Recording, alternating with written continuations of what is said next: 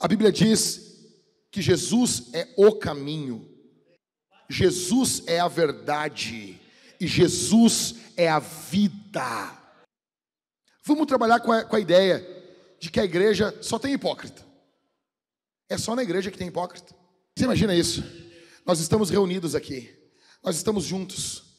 De repente, você começa a ouvir um som de uma trombeta, um som como se fosse um trompete muito alto.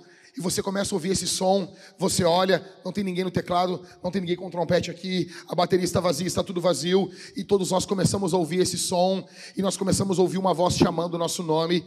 Ele é maior do que o Hamas, ele é maior do que o exército russo, ele é maior do que todos os exércitos humanos, ele é maior do que o Congresso, o seu nome é Jesus Cristo de Nazaré. Todo joelho vai se dobrar, toda língua vai confessar que Ele é o Senhor, para a glória de Deus Pai.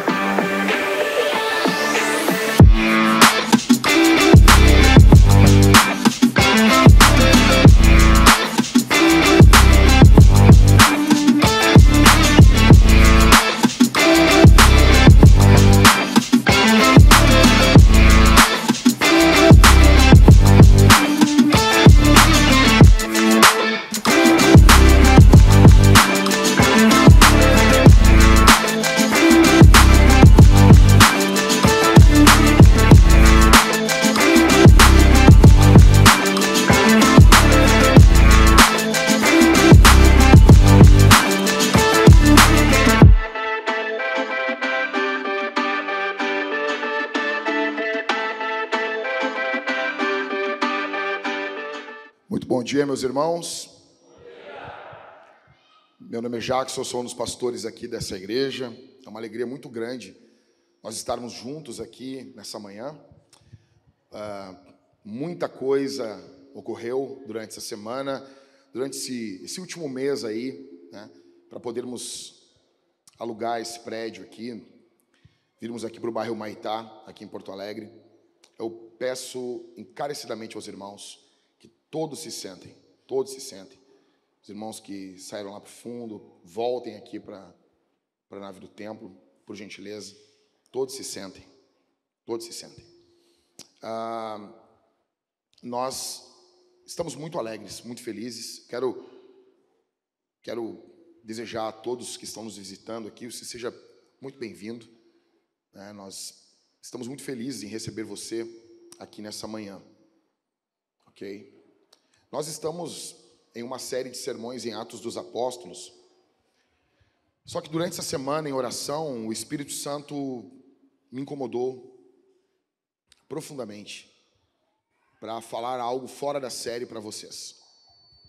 Quero que vocês prestem bastante atenção no que eu vou falar aqui. Ok? Prestem muita atenção no que vai ser falado aqui. Eu quero falar para vocês sobre como deve ser uma igreja do fim dos tempos. Como deve ser a igreja do fim dos tempos? Como que essa igreja deve ser? Quarta-feira, nós estávamos na reunião de homens aqui na igreja e eu preguei esse sermão. E quem me conhece sabe, eu falo para os homens aí há 10 anos, mesmo tempo da igreja. Nunca peguei um sermão da Homens Fortes e trouxe para a igreja. Nunca fiz isso. Pelo contrário, normalmente eu pego sermões que estão sendo pregados na igreja e eu trago uma aplicação desses sermões para os homens. Só que essa semana, em oração, o Espírito Santo falou grandemente comigo para falar de novo esse sermão. E alguém pode dizer assim: poxa, repetir esse sermão?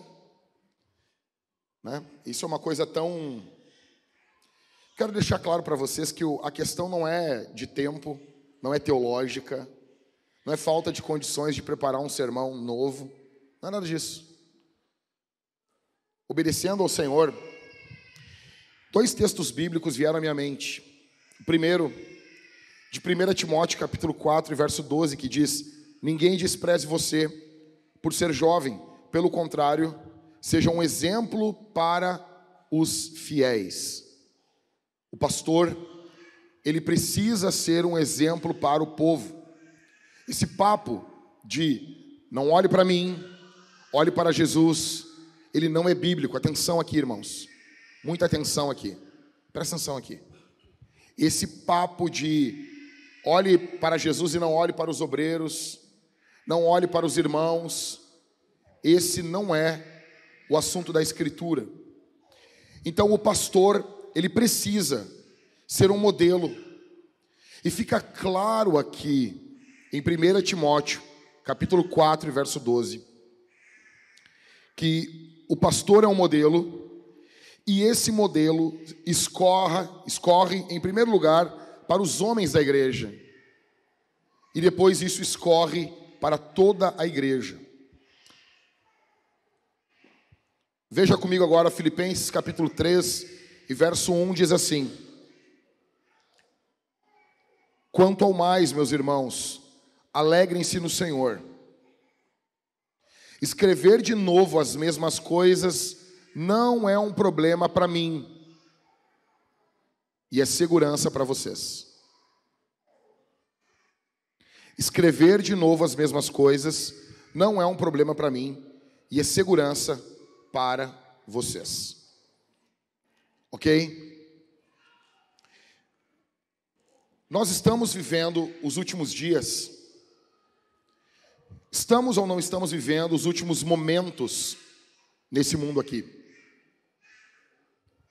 Nós estamos vivendo os últimos tempos. Em Atos capítulo 2, nós vemos que os últimos tempos já iniciaram, já começaram.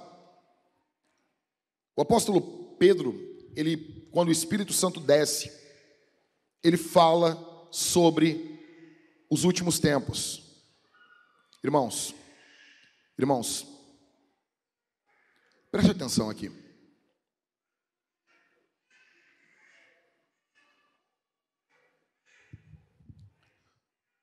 Feche os seus olhos, vamos orar.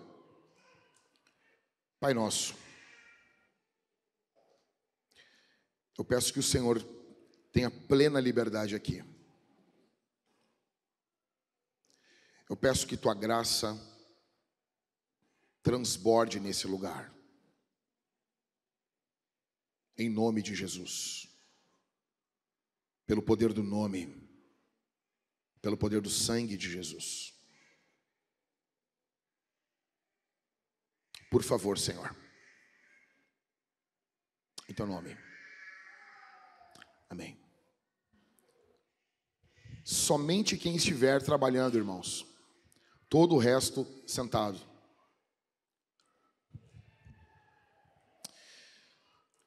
Em Atos capítulo 2, quando o apóstolo Pedro está pregando, ele fala que aquela descida do Espírito é fruto dos últimos dias.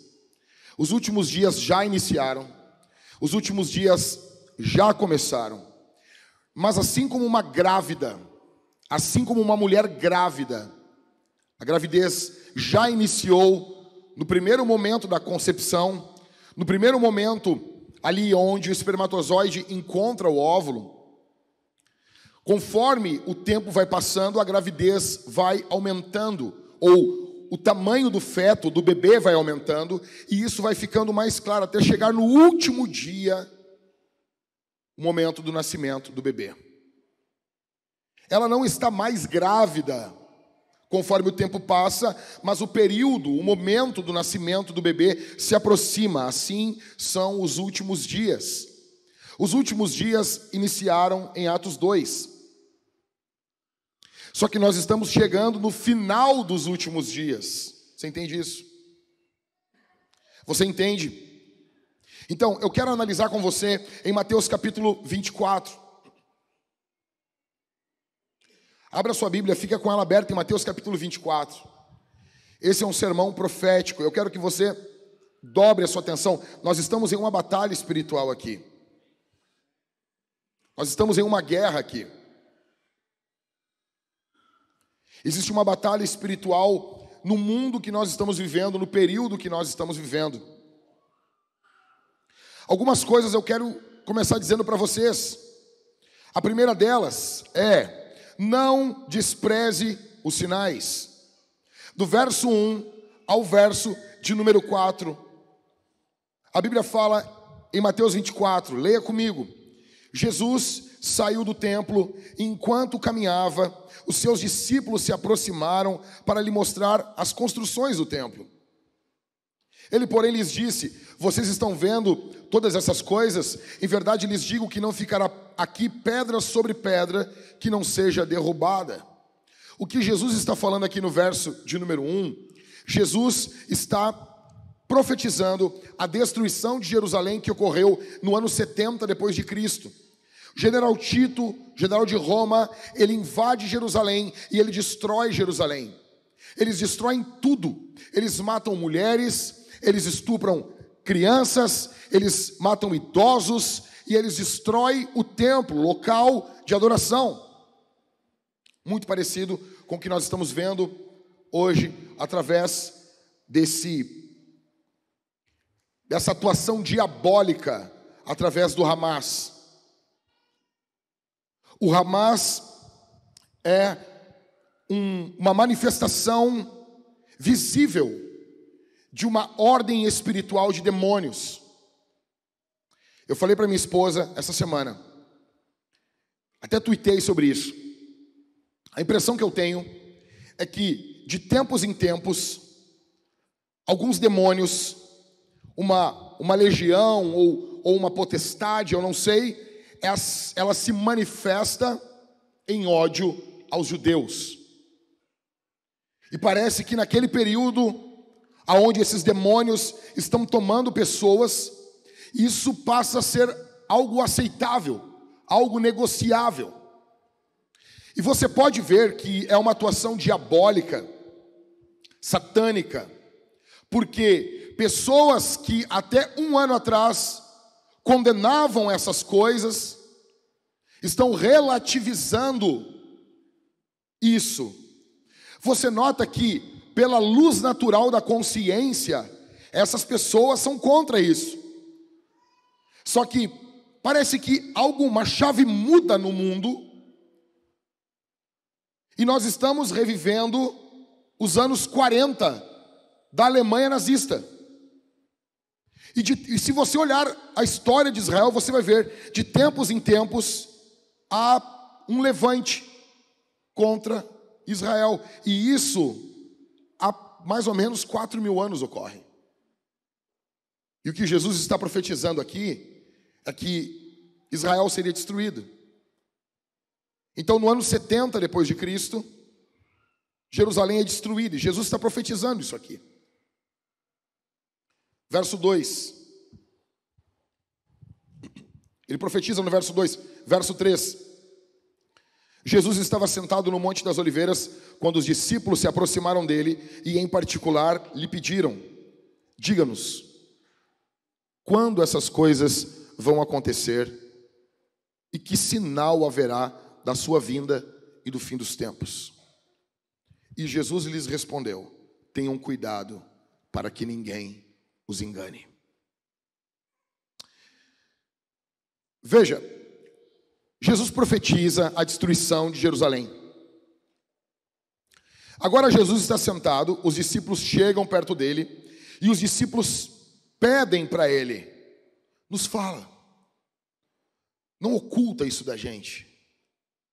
Quando que essas coisas vão ocorrer? E que sinal haverá da tua vinda e do fim dos tempos? Aí Jesus fala: tenham cuidado. Escuta, Jesus não ignora a pergunta deles. Várias vezes, Jesus censura a pergunta que está sendo feita a ele. Em vários momentos da Bíblia, pessoas perguntavam coisas a Jesus e ele devolvia com uma outra pergunta, corrigindo a pergunta. Atenção aqui, irmãos. Corrigindo o que estava sendo perguntado. Aqui não. Aqui fica claro que a pergunta deles estava correta. A dúvida que eles estavam tendo estava correta. Nós temos um grande erro quando nós interpretamos as atitudes de Cristo à luz de outras atitudes dele. Veja, em alguns momentos ele censura, em alguns momentos ele corrige, em alguns momentos ele confronta o que está sendo perguntado. Aqui não. Nesse texto, ele recebe a pergunta, ele responde exatamente essa pergunta. E Jesus diz: tenham cuidado. Esse tema, a volta de Jesus, é um tema para termos cuidado. Eu pergunto para você, nós estamos vivendo com cuidado concernente à volta de Cristo? A volta de Jesus tem moldado a nossa agenda? A volta de Jesus tem moldado as nossas escolhas? A volta de Jesus tem moldado os nossos relacionamentos? A volta de Jesus tem moldado a forma que educamos os nossos filhos? A volta de Jesus tem moldado a maneira pela qual nós agimos? Seja sincero, qual foi a última vez que você ouviu pastores falando sobre a volta de Jesus? Não se fala mais. Não se fala mais sobre a volta de Jesus.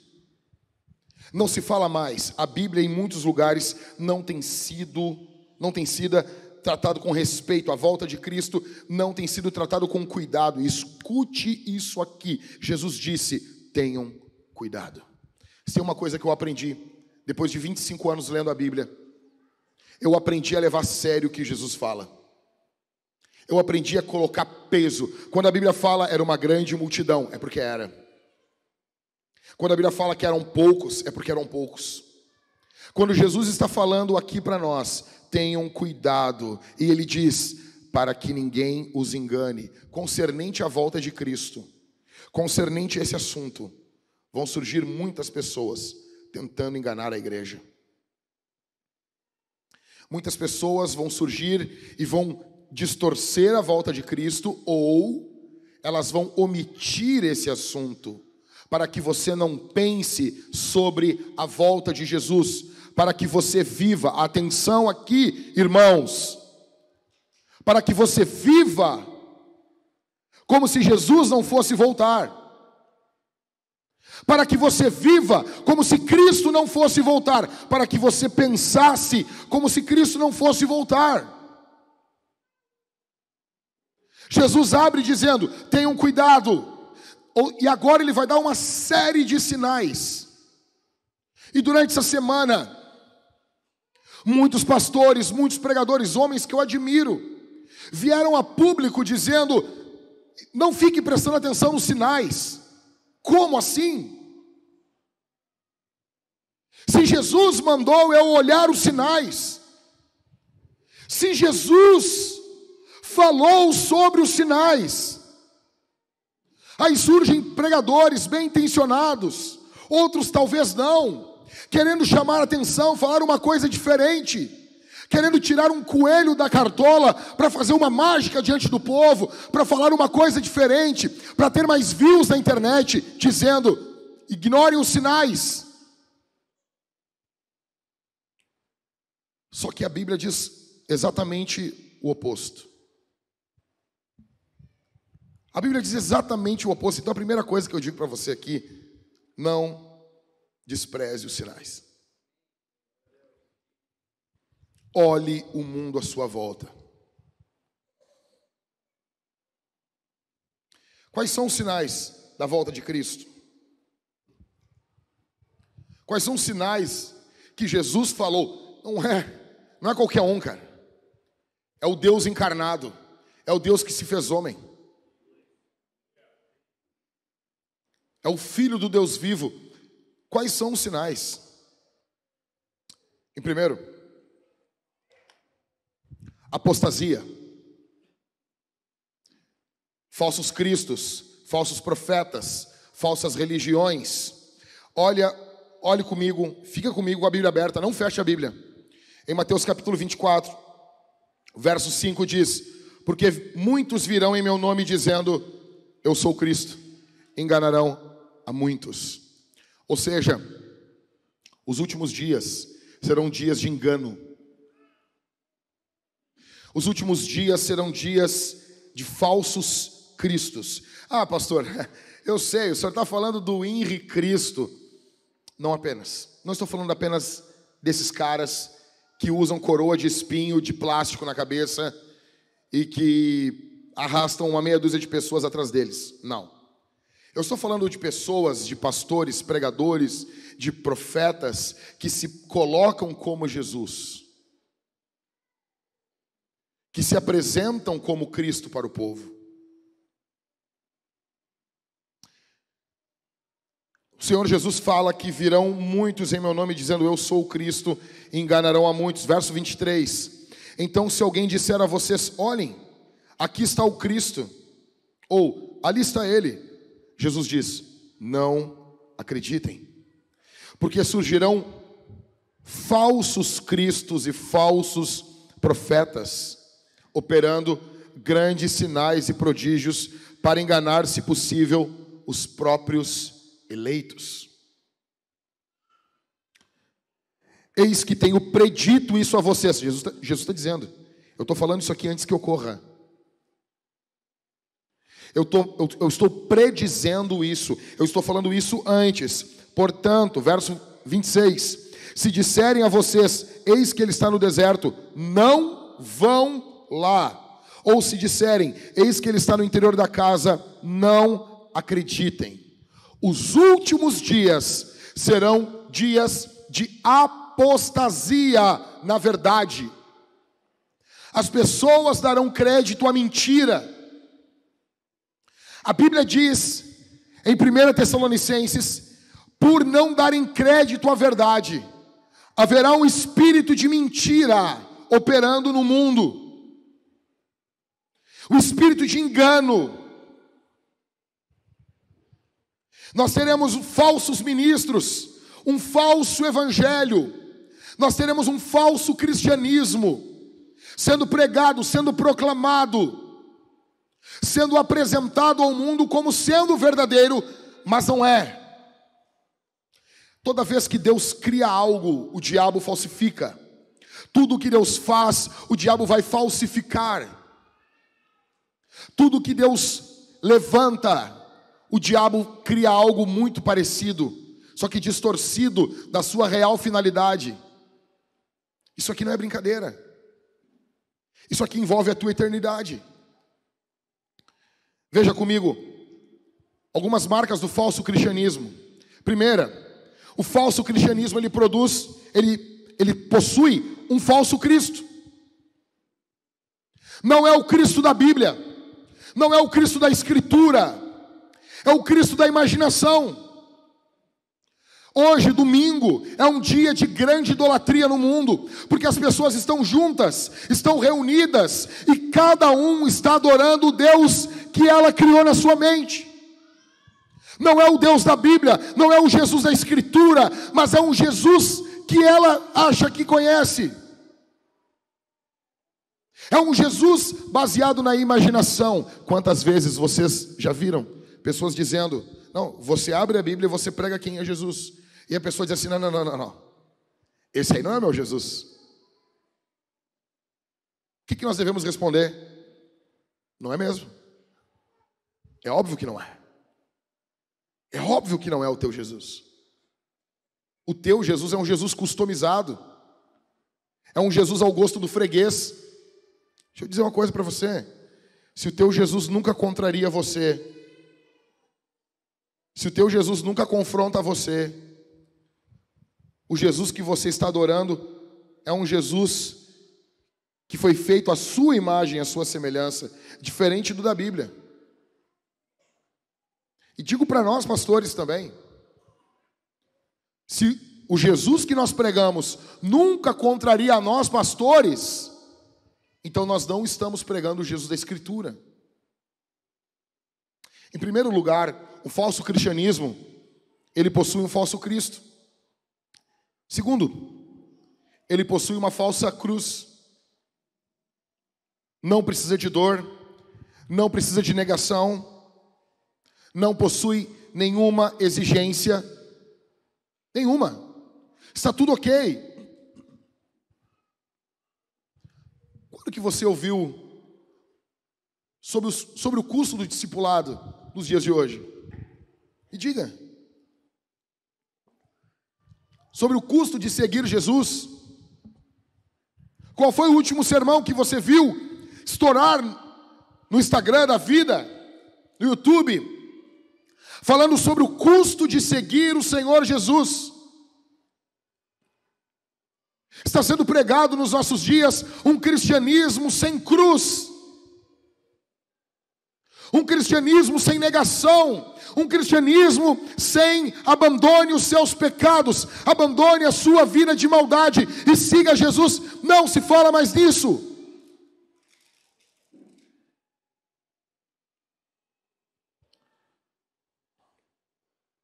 Terceiro,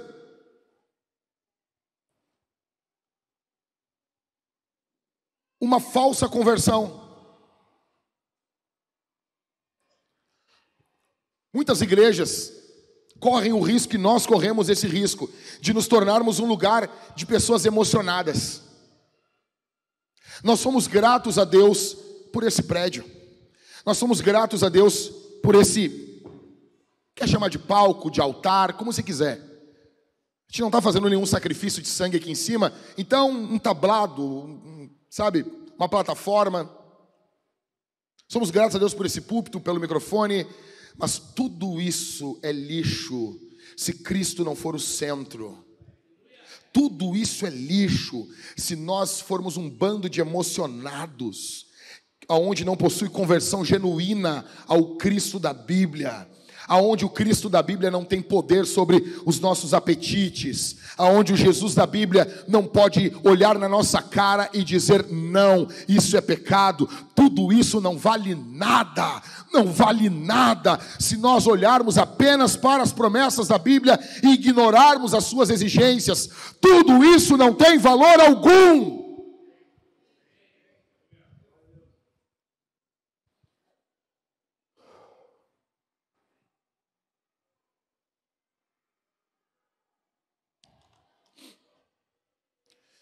Um falso cristianismo, ele possui um falso inferno, aonde o sofrimento momentâneo é um juízo e não o sofrimento eterno. Como assim? Para muitas pessoas, para muitas e muitas e muitas pessoas, o que não pode ocorrer é um sofrimento momentâneo. Todo o resto pode. Todo o resto está tranquilo. Todo o resto está ok. Todo o resto não tem problema. O que não podemos permitir é um sofrimento momentâneo. Isso é um falso inferno. Isso é um falso inferno. O falso cristianismo não fala sobre inferno. Qual foi a última vez que você viu algo sendo falado sobre o inferno? Igreja,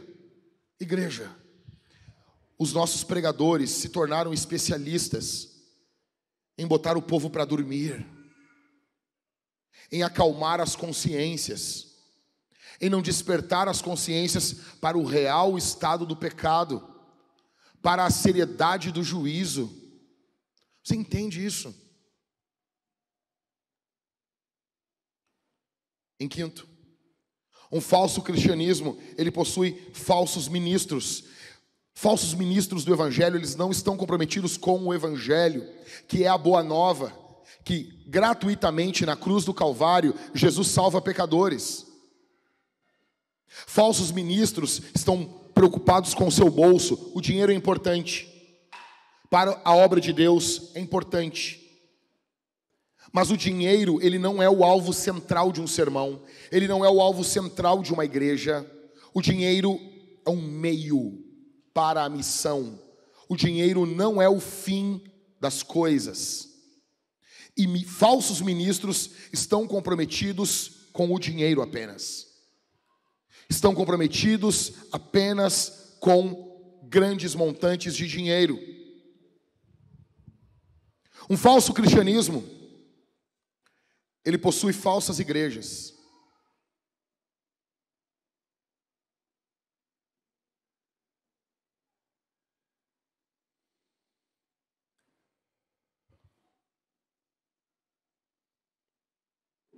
Falsas igrejas. Como que você identifica uma falsa igreja? Não tem pregação da palavra. A Bíblia não é aberta. Os pregadores já nem carregam mais Bíblia. Os pregadores nem usam mais Bíblia. Não tem pregação mais. Tem palestra motivacional. Os nossos pastores se tornaram coaches motivacionais. E um coach é algo muito bom, mas não num púlpito. Os nossos pregadores, eles se tornaram mestres em chegar e apenas encorajar você naquilo que você já queria ser encorajado. Apenas isso. Você já queria seguir aquele caminho, você precisava apenas de um ministro olhando para você e dizendo: vá, faça isso. Então, em primeiro lugar, falsas igrejas não possuem a pregação do evangelho. Em segundo lugar, não possuem os sacramentos. Ceia e batismo são desprezados. São desprezados. Há um desprezo. Há algo pervertendo o significado da ceia e do batismo. Há uma perversão disso. Em terceiro, falsas igrejas não possuem disciplina. Não possui. O camarada vive em adultério e a igreja não disciplina. O camarada bate na esposa e ninguém excomunga ele. Ninguém expulsa o espancador de dentro de casa e chama a polícia. Não, porque nós dependemos desse cara. Falsas igrejas. Falsas igrejas. Falsas igrejas. Falsos ministros. Falsos infernos. Falsa conversão. Falsa cruz. Falso Cristo. O falso cristianismo, ele é marcado por uma tolerância a falsas religiões. Nós temos que ter o diálogo. Deus é um, mas os caminhos são vários. Aonde você encontra isso? A Bíblia diz que Jesus é o caminho. Jesus é a verdade. E Jesus é a vida. Todo o resto não é o caminho. Todo o resto é perdição. Se Jesus é a verdade, todo o resto é mentira. Se Jesus é a vida, todo o resto é morte. Cristo, Cristo, Cristo, Cristo. O que o mundo precisa é de Jesus, e não com uma igreja tolerante. A Bíblia fala em Apocalipse capítulo 2: tenho contra ti que toleras Jezabel, uma falsa profetisa, que induz os meus servos à prostituição.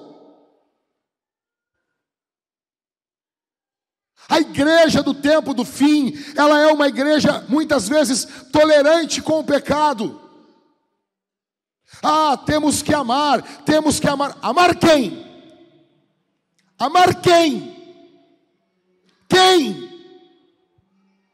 O diabo? Os demônios? O aplauso da Fátima Bernardes? Amar quem? Amar quem? Quem pode botar a mão no teu peito e parar você no seu caminho de pecado? Quem pode fazer isso? Os nossos jovens hoje da igreja se tornaram um bando de mimados. Fale alguma coisa contra uma atitude deles. Eles se organizam e você vai parar na internet como sendo um pastor tóxico. Fala isso para João Batista, rapaz. Fala isso para os profetas. Fala isso para o apóstolo Pedro, que confrontou Ananias e Safira na sua mentira descarada. Quem é que pode fazer isso? Quem é que pode fazer isso? Eu sei muito bem que essa não é uma pregação politicamente correta num primeiro culto, onde nós recebemos visitantes. mas nós preferimos obedecer o Espírito Santo do que obedecer às expectativas dos homens. Nós estamos aqui não por causa dos homens, nós estamos aqui porque o Espírito Santo nos trouxe aqui. Foi o Espírito Santo que fez isso. Nós não dependemos dos homens, nós dependemos do Espírito Santo. Nós dependemos do poder do Espírito. Nós não dependemos dos recursos dos homens, nós dependemos do recurso do céu. Do céu. Vivemos um período de gnosticismo, seitas, falsos milagres. Nós acreditamos em milagres. Nós cremos no poder do Espírito. Nós cremos nos dons do Espírito. Mas do Espírito. Do Espírito. Nós vemos o crescimento do islamismo. E vocês se lembram? Há quase 2 meses atrás, o caos que virou a nossa igreja. De tantos ataques de pessoas de fora da igreja, dizendo que nós estávamos sendo intolerantes, que eu era um tremendo do intolerante, e essas pessoas me chamavam de intolerante, e em seguida no texto diziam: nós vamos estuprar tuas filhas, nós vamos matar tua esposa, nós vamos arrancar a tua cabeça na frente de toda a igreja. São demônios que estão agindo por trás de tudo isso. Nós vemos o crescimento do islamismo, nós vemos o crescimento do espiritismo, cultos afro, liberalismo teológico. Escute isso aqui, cara. Há um crescimento de falsos ministros que não creem na Bíblia. Você duvida? Você duvida porque você é ingênuo. Existe um crescimento de falsos ministros que não acreditam na palavra, que acreditam que não, veja, não era bem assim, cara, e tentam casar a palavra com as ciências da moda. Não, Deus não fez o mundo em 7 dias. Não. Tadinho, Michael. Ele acredita aí que Deus fez o mundo em 7 dias.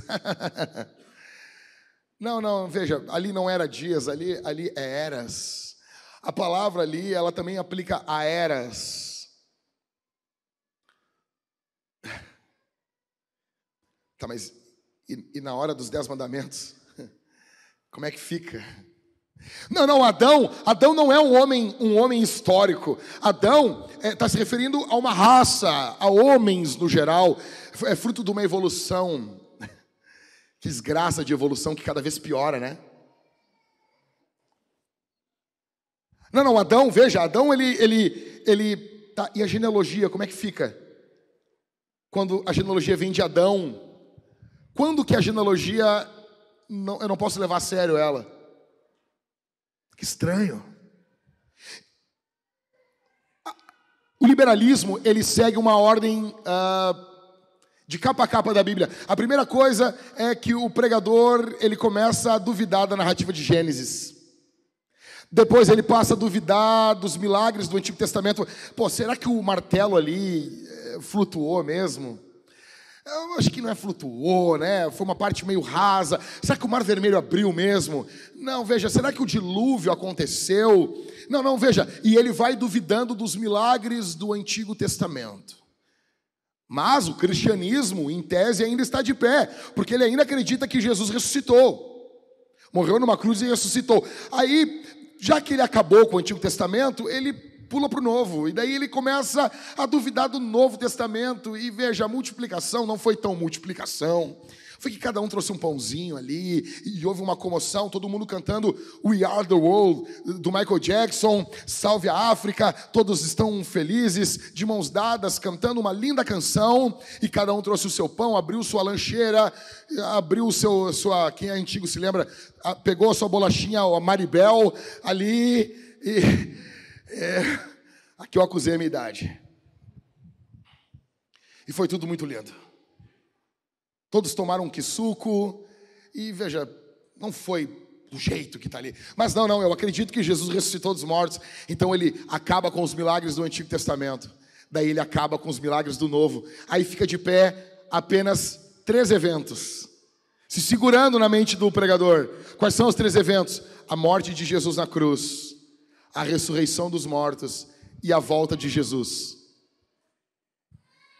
E ele está quase caindo da fé. Aí ele passa a duvidar da volta de Jesus. Afinal de contas, são 2000 anos. Passou muito tempo. Não. E ele esquece de 2 Pedro, quando o apóstolo Pedro diz que os últimos dias seriam marcados por pessoas que diriam: mas faz tanto tempo da sua vinda, ele não vem mais. E eles já não acreditam que Jesus vai voltar fisicamente, corporalmente ao mundo. Ele acredita que a volta de Jesus é uma volta poimênica, querigmática. O que é isso? A volta de Jesus ocorre quando o pregador prega. Então Cristo se faz presente. Então ele não vai voltar mais. Aí ele passa a duvidar da ressurreição de Jesus. Ele passa a olhar o Jesus vive da mesma forma que as pessoas escreviam nos muros: Brizola vive, Elvis vive, Elis Regina vive, que a ideia vive, que as obras dessa pessoa estão vivas, que tudo que essa pessoa fez não foi em vão. Então é como se ela estivesse viva. E com isso, ele se tornou um pregador liberal. E talvez você não conheça um pregador que pensa assim, mas é mais provável que você conheça. Ele só não falou isso para você, porque ele tem medo de que você não dê dinheiro para ele, que você não compre seus livros, que você não convide ele para pregar na igreja. E é muito provável que os professores do seminário que ensinam ele pensam assim, porque eles leem livros de autores que nessa hora já estão no inferno, mas eles escreveram sobre isso. E saibam, são muitos autores que falam sobre isso. Com isso você esvazia o cristianismo, e o cristianismo se torna um movimento apenas político, querendo fazer o bem ao pobre, fazer o bem ao necessitado, e ele se torna algo parecido com uma ONG, com rapazes de coque samurai e vestidão, camisetão vestidão, repetindo a mesma coisa durante 30 minutos no microfone, enquanto cantam músicas melosas. Tolerância. E o cristianismo vai se tornando tolerante. Com isso, nós temos igrejas mortas, nós temos som alto, nós temos fundo de teclado, nós temos pad, nós temos emoção, fumaça, mas perdemos o poder, mas perdemos a graça, mas perdemos a glória de Deus, mas perdemos os genuínos milagres. Como certa feita, quando Francisco, ou o chamado São Francisco, ele chegou em Roma para falar com o Papa. Então o Papa olhou para ele e disse: Francisco, olha o mundo, olha aqui, olha o Vaticano, não podemos mais dizer como Pedro, não tenho ouro e não tenho prata. Então São Francisco olhou para ele e disse: mas não podemos mais dizer ao coxo, levanta e anda.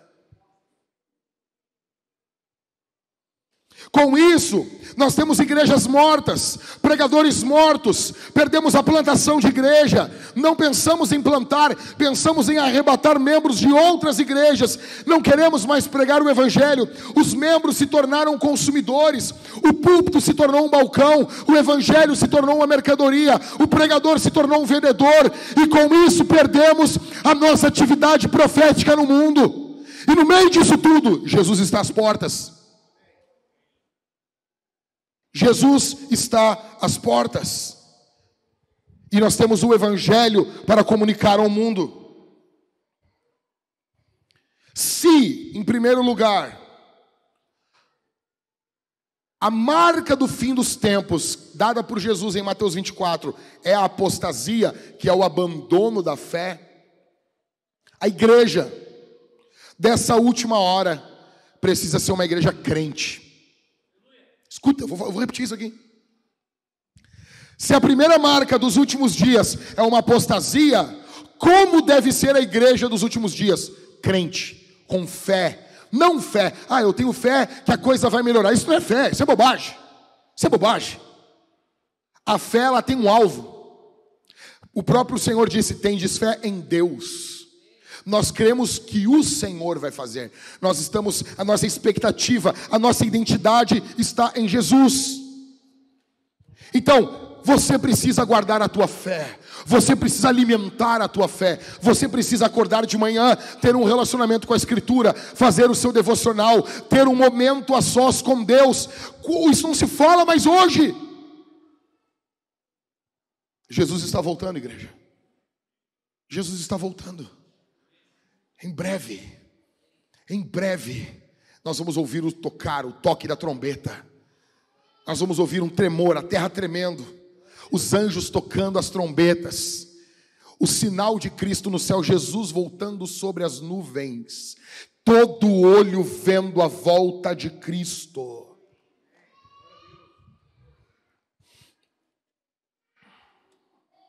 Segundo sinal, tribulação.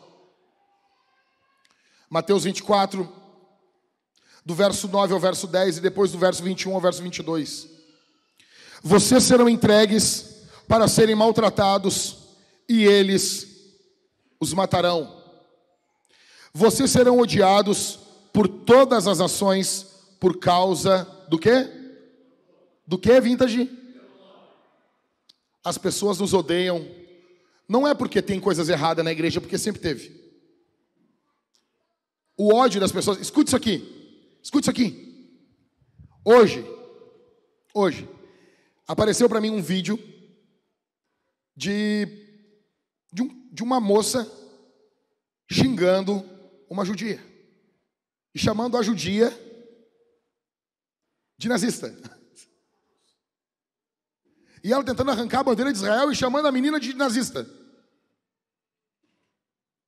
O mundo está sendo moldado por demônios para não raciocinar de forma lógica. E eu escrevi assim: tolerantes, moderados, e vieram me xingar. E disseram: é por causa de vocês que está ocorrendo tudo isso no Oriente Médio. Eu disse: sim, a culpa é minha. Sou eu que peguei uma metralhadora e matei pessoas. Sim, a culpa é minha. Fui eu que fui lá e matei as crianças. Sou eu. Não, porque vocês são hipócritas. Escute isso aqui, cara. Vamos trabalhar com a ideia de que a igreja só tem hipócrita. É só na igreja que tem hipócrita. Não tem hipócrita no trabalho? Elas deixam de ir no trabalho? Vamos lá, quem é gremista aqui? Levanta a mão. Louvado seja o Senhor. Deus abençoe você. O céu é azul. Aquele outro, que torce para aquele outro time lá, que é colorado, levanta a mão aí. Não precisa ter vergonha.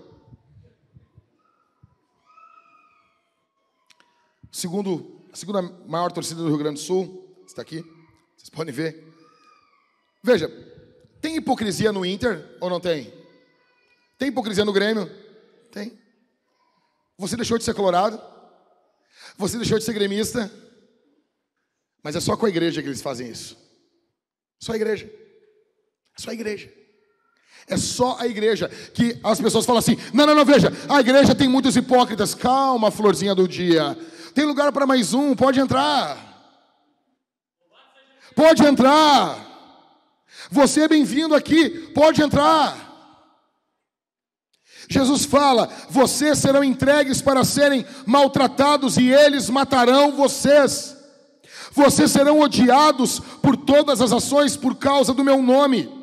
Nesse tempo, muitos hão de se escandalizar, trair e odiar uns aos outros. Bota na tua cabeça, crente, eles odeiam você. E temos um problema. Quando o mundo ama a igreja, que Jesus disse que seria odiada. Verso 21. Porque nesse tempo haverá grande tribulação, como nunca houve desde o princípio do mundo até agora, e nunca mais haverá.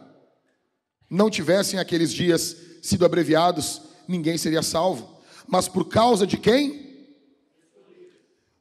Dos escolhidos, tais dias serão abreviados. Olha só isso aqui.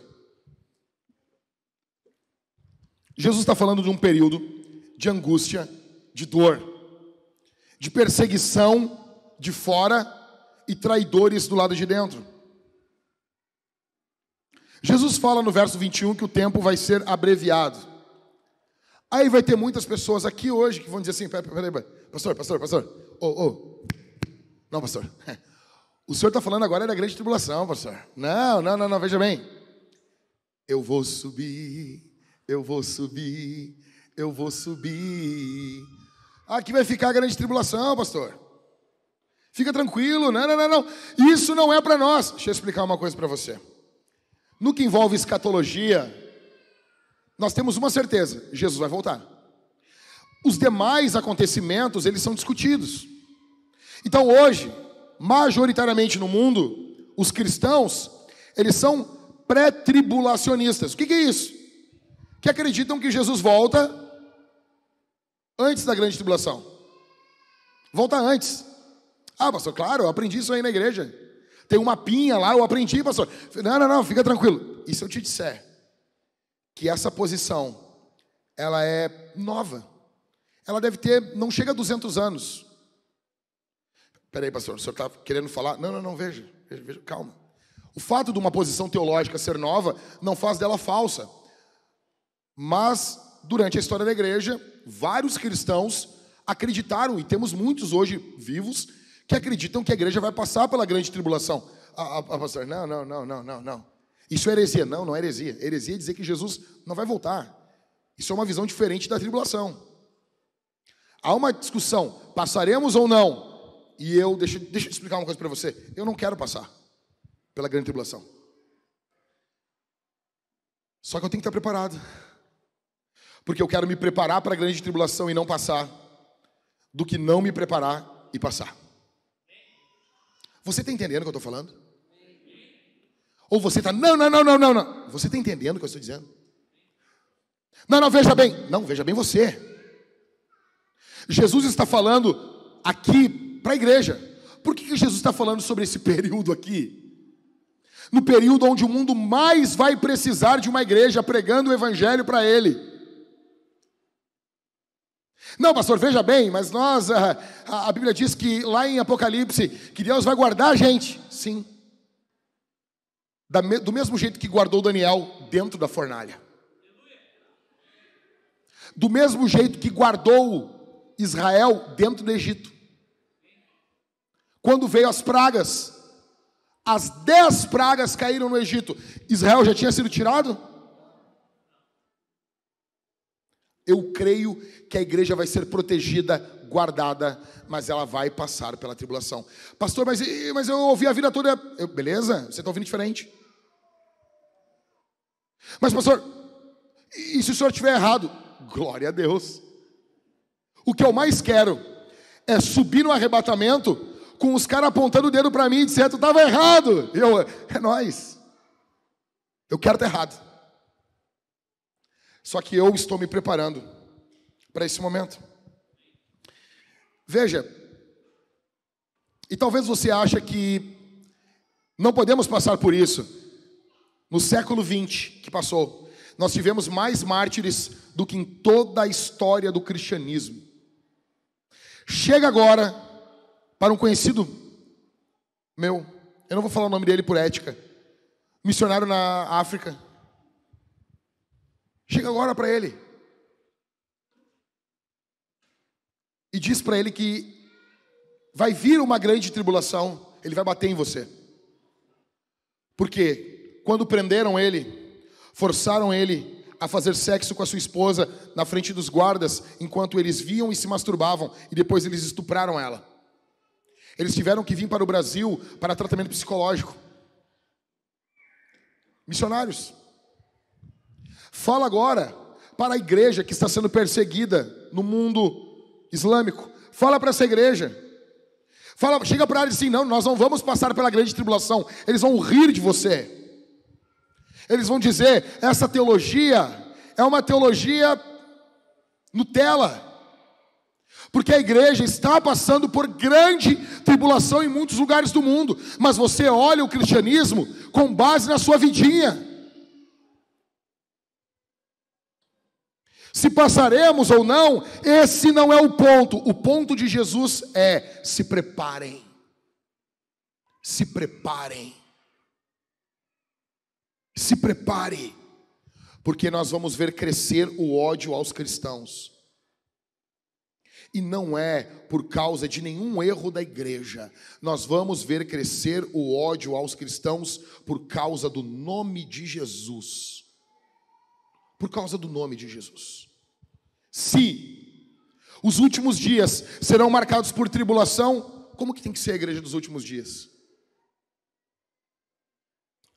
Nós precisamos de uma igreja de coragem.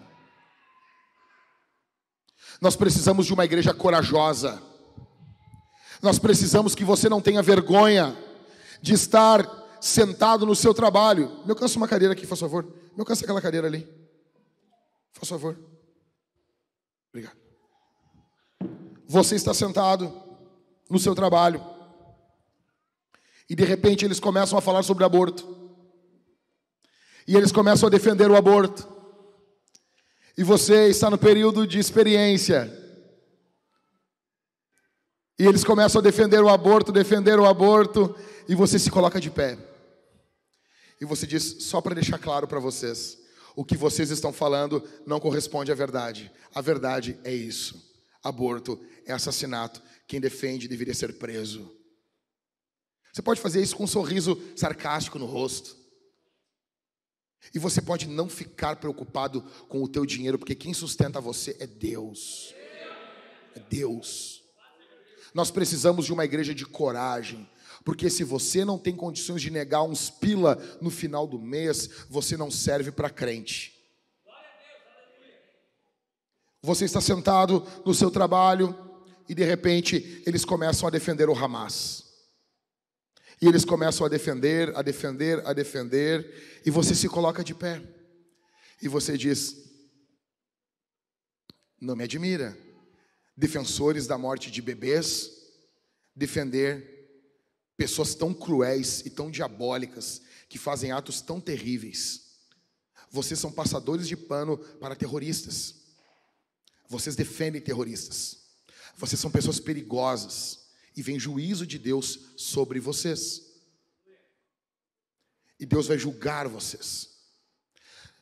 Se os últimos dias serão dias de sofrimento, nós precisamos de uma igreja profética. Nós precisamos de uma igreja de coragem. Você não precisa faltar com respeito, você não precisa falar palavrão, você não precisa ameaçar ninguém, você precisa apenas falar a palavra do Senhor. A palavra do Senhor. Você está sentado no seu trabalho, você está feliz ali, e vai ter uma reunião sobre ideologia de gênero. E vai ter uma reunião para agrupar o pensamento.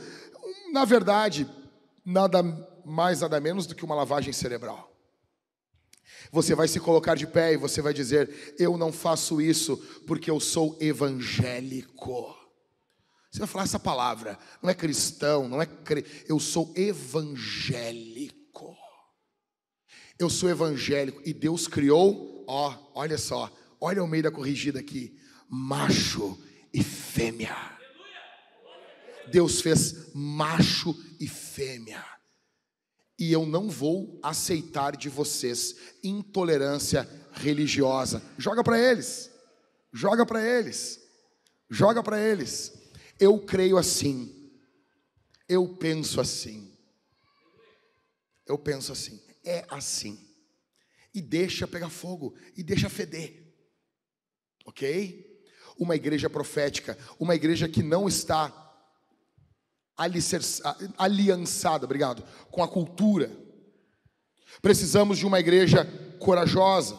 Em terceiro, os últimos dias serão marcados por depravação moral. Verso 12 e 13: e por se multiplicar a maldade, o amor de muitos esfriará. Aquele, porém, que ficar firme até o fim, esse será salvo. Hernandes Dias Lopes diz que o amor esfria quando a energia espiritual fica ressecada ou esfriada por um vento maligno e venenoso. O amor vai dar lugar ao ódio, e Jesus não diz, ele não fala que o ódio vai esfriar. Não. Nós viveremos um período de confusão moral. Alguns exemplos: aborto. Você vai ver pessoas defendendo o aborto, pessoas defendendo que bebês dentro do ventre sejam despedaçados, tenham suas cabeças arrancadas, seus braços arrancados, enquanto eles tentam fugir no lugar que deveria ser um lugar de maior conforto e segurança para um ser humano. Esses imundos do Hamas abriram a barriga de grávidas e arrancaram os bebês lá de dentro. Eles são iguais aos abortistas. Iguais.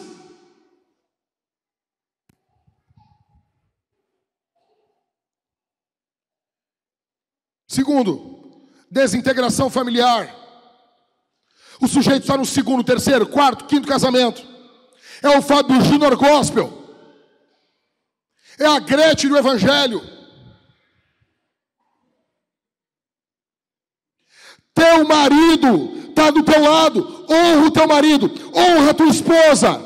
Respeita a tua esposa. Respeita o teu marido. Tira a mão do seu pênis. Você que fica vendo pornografia, seu lixo, Deus vai caçar você.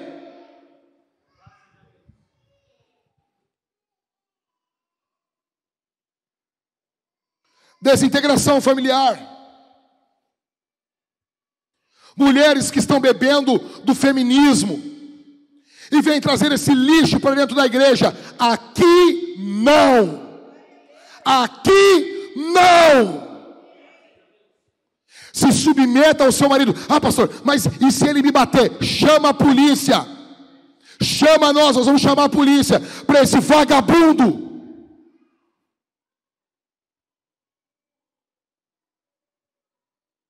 Não tem esse papo de vai orar pelo teu marido se ele bater em você. Deu o primeiro tapa, acabou o casamento. Acabou. E para você também, minha irmã.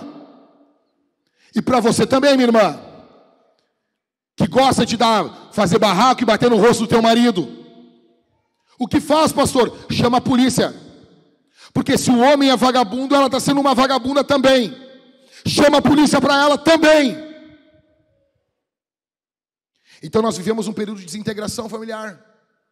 A cultura está apresentando o quê? Cara, nós estamos vendo aí uma romantização do divórcio. Divórcio é desgraça. Divórcio é desgraça. Eu sei que tem pessoas aqui que são divorciadas, que não tiveram culpa, não queriam ter vivido isso. Você foi abandonado, você foi abandonada. Jesus restaura a tua vida. Não é contra você que eu estou falando, mas nós vivemos um período de banalização do divórcio. Hoje todo mundo se divorcia de bem. Não, nós temos muitas coisas em comum. Nós vimos agora o divórcio da Sandy Júnior. A Sandy Júnior se separou do carinha que toca as musiquinhas no violino, as músicas chatas para dedéu. Aqui, o cara é gaúcho ainda. Aí eles acabam o relacionamento e vai todo mundo, mas também ela é uma chata. Isso dá o motivo do cara abandonar a mulher. Velho, a outra mulherzinha vai sempre apresentar o melhor lado para você, meu velho.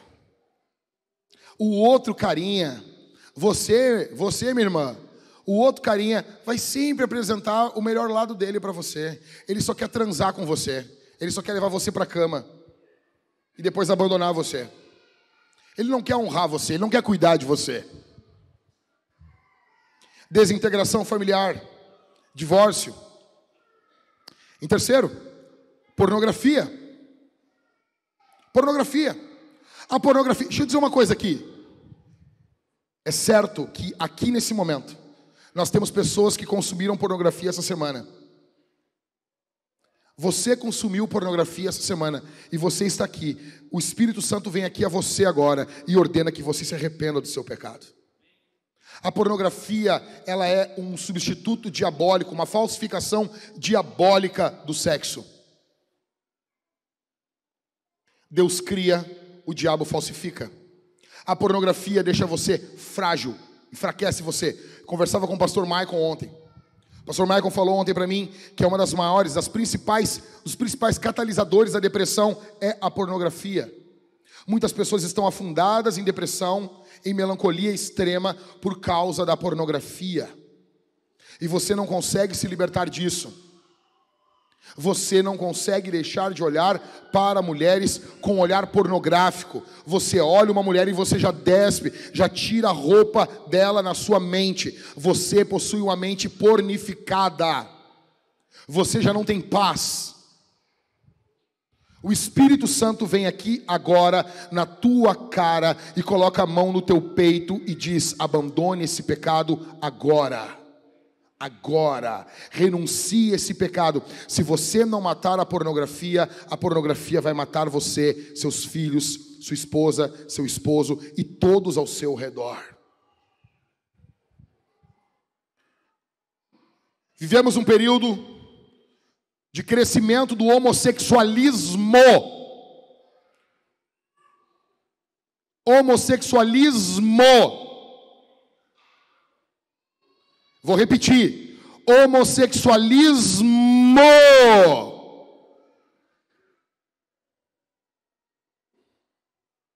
Há um crescimento. Isso está sendo pregado, falado, difundido, entregue. E eles querem perverter nossas crianças. O mesmo espírito que agiu na Babilônia, quando tirou Daniel e os seus amigos da Babilônia e os castrou, está querendo fazer isso com os nossos meninos. O espírito da Babilônia é o espírito que castra os homens. Nós nunca tivemos um período de homens tão frágeis, de homens tão molengas, de homens tão fracos,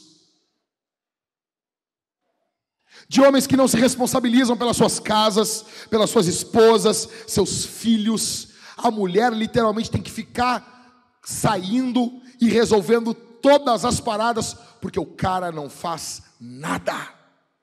Nada.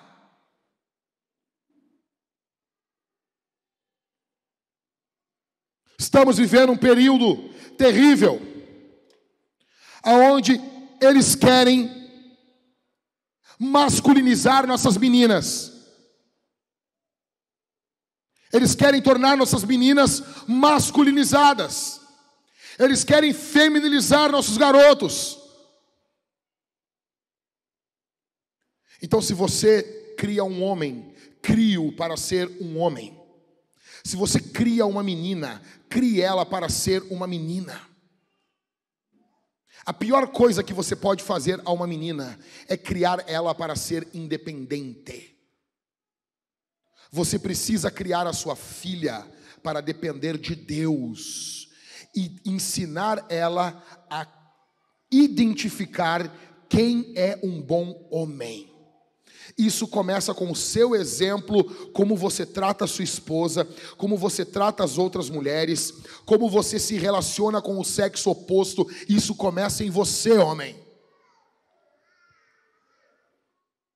Em quinto, vivemos um período de juízes desacreditados. Ninguém confia mais no judiciário. Ninguém.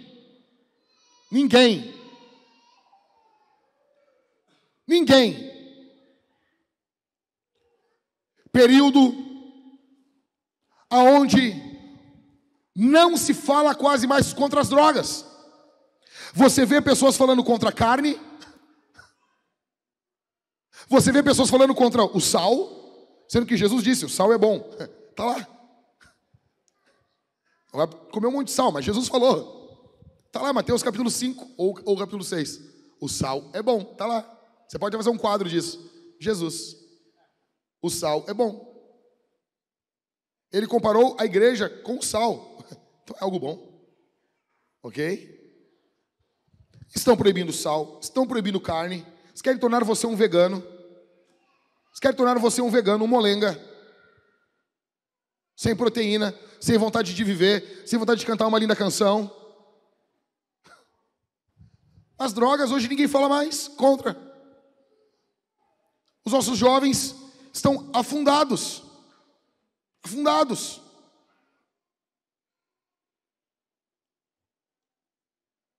Você vai ver, hoje, jovens menores de idade, bebendo, se embriagando.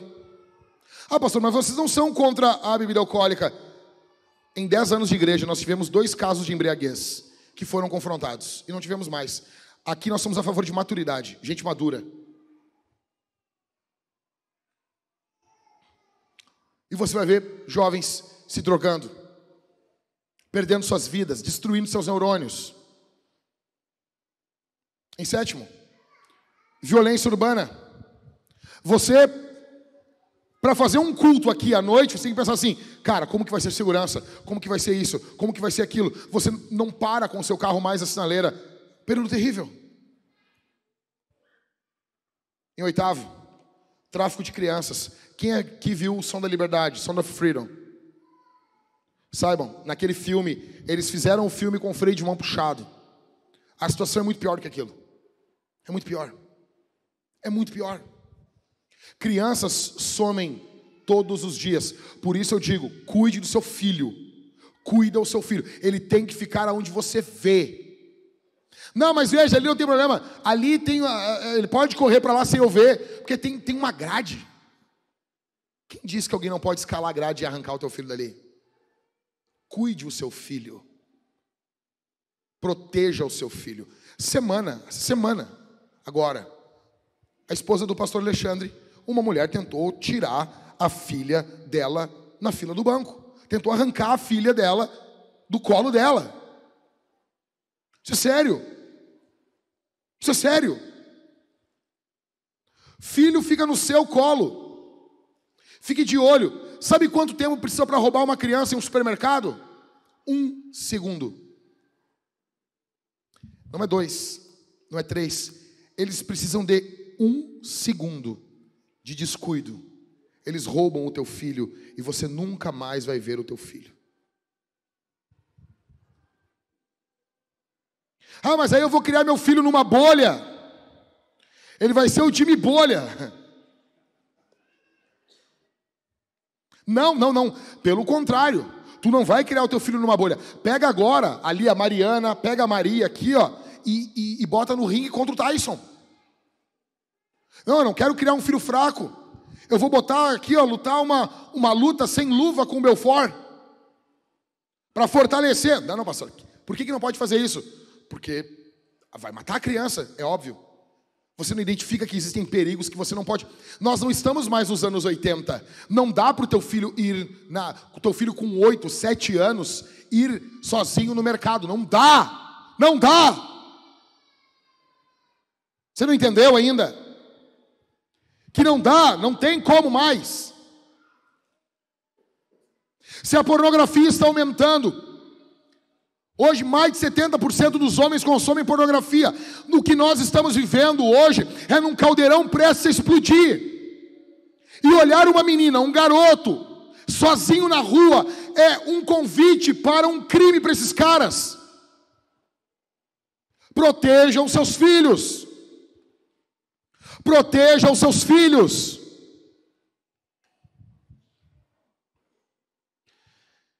Se nós vivemos um período de depravação total no final dos tempos, a igreja desses últimos dias precisa ser uma igreja que persevera. Verso 13. Porém, aquele que ficar firme até o fim, esse será salvo. Atenção aqui. O nosso alvo é perseverar até o fim. Não adianta você ser crente hoje, você ler a Bíblia hoje, eu quero saber se eu vou ser crente daqui a 20 anos, eu quero saber como é que vai estar a minha fé daqui a 15 anos, eu quero saber se eu vou estar casado com a mesma mulher no dia da minha morte, eu quero saber se o meu casamento vai acabar num tribunal ou se vai acabar no cemitério. Casamento bom acaba no cemitério.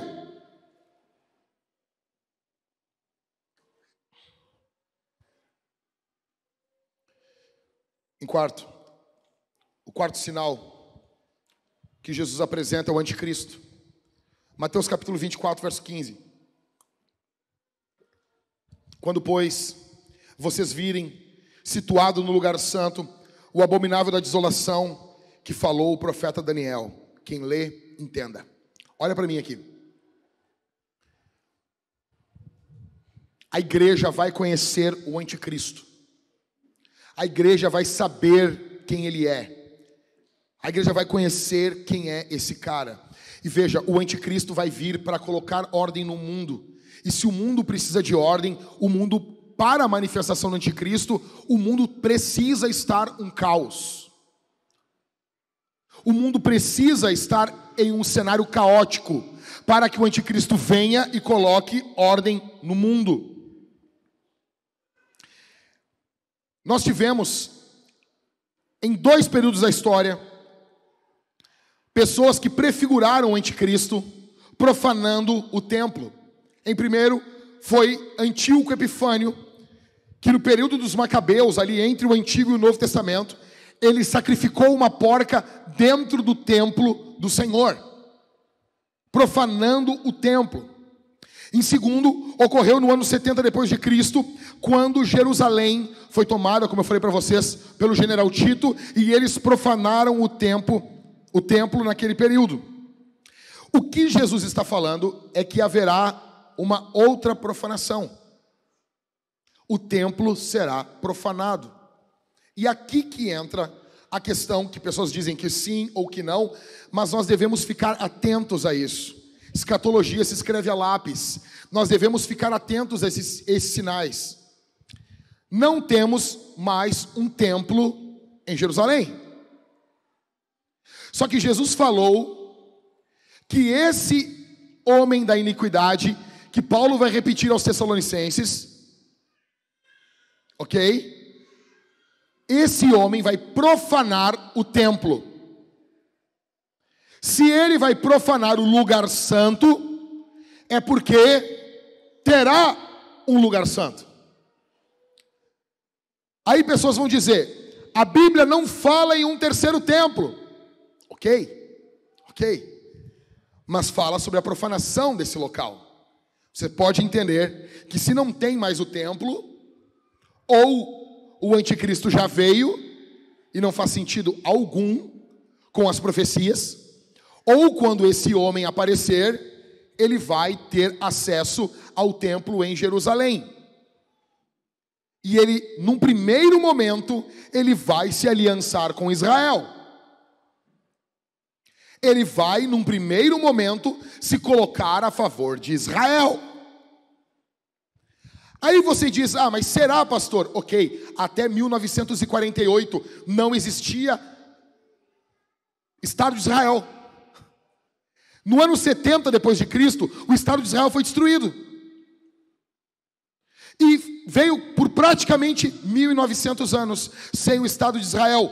E lá, pelo voto de Minerva de Oswaldo de Aranha, o gaúcho, votou a favor, veio de novo o Estado de Israel. Você não nota que as peças estão começando a se encaixar? Você precisa olhar para o que está ocorrendo. Israel voltou a ser nação. E eu e você crescemos num ambiente ouvindo, olha, as pedras do templo estão aí, né, Mike? Os levitas já estão ensaiando. O templo pode ser construído em um dia.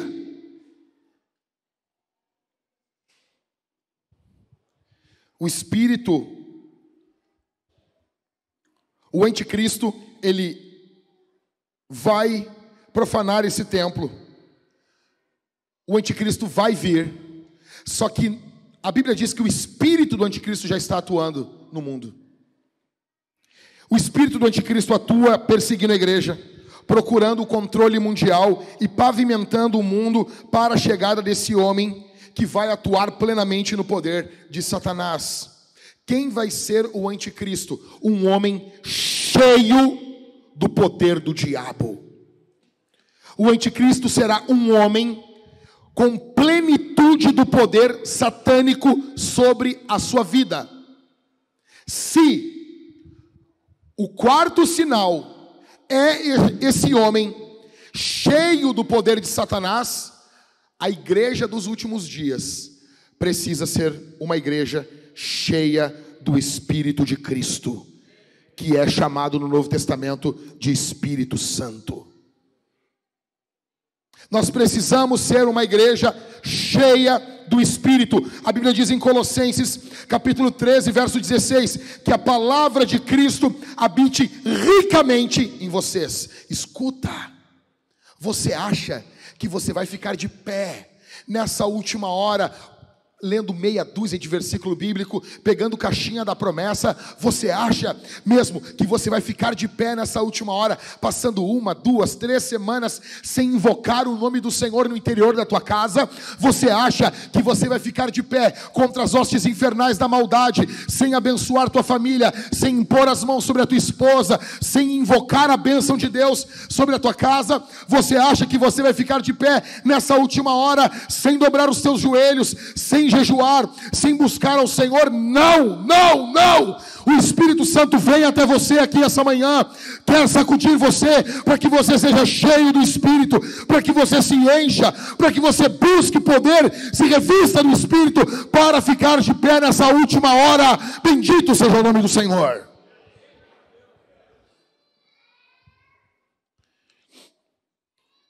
Em quinto, o quinto sinal: fomes, guerras e terremotos. Verso 6: e vocês ouvirão falar do quê? E vocês ouvirão falar de guerras e rumores de guerra. Nós estamos ouvindo falar de guerras que estão ocorrendo, estamos ouvindo falar de rumores de guerra que podem ocorrer. Jesus falou: fique atento e não se assuste. Não se assuste. Porque é necessário que isso aconteça, mas ainda não é o fim. Porque nação se levantará contra nação e reino contra reino. Haverá fomes e terremotos em vários lugares. Agora, eu estou indo para o final do sermão. Dobra a tua atenção no que eu vou dizer aqui. Ao longo da história humana, tem havido 13 anos de guerra para cada 1 ano de paz. 50% dos cientistas do mundo estão trabalhando em pesquisas de armas de destruição em massa. 40% dos recursos das nações são para a fabricação de armas. O século XX, ele foi considerado como o século da guerra, como uma resposta ao iluminismo. No século XVIII e XIX, veio o período da razão, o racionalismo, aonde acreditava-se que o mundo estava se libertando das garras da igreja, do período das trevas. Então veio o período do iluminismo, o período da razão, o período da ciência.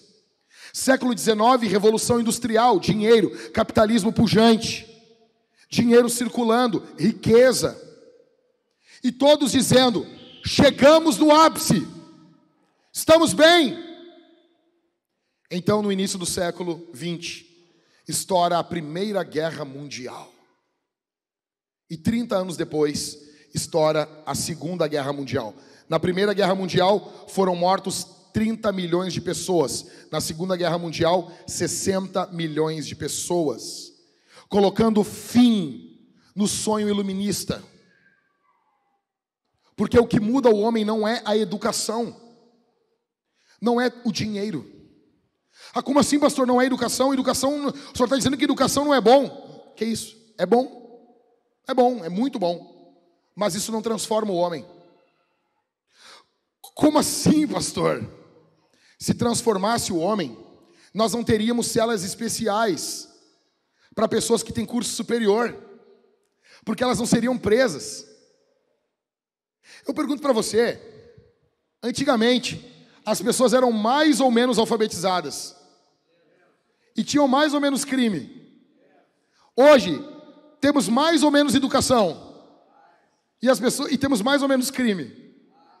Ou seja, uma coisa não está ligada à outra. A educação é boa, mas o homem, ele não precisa de uma reforma moral. O homem precisa morrer e nascer de novo. O homem tem que ser vivificado pelo poder do Espírito.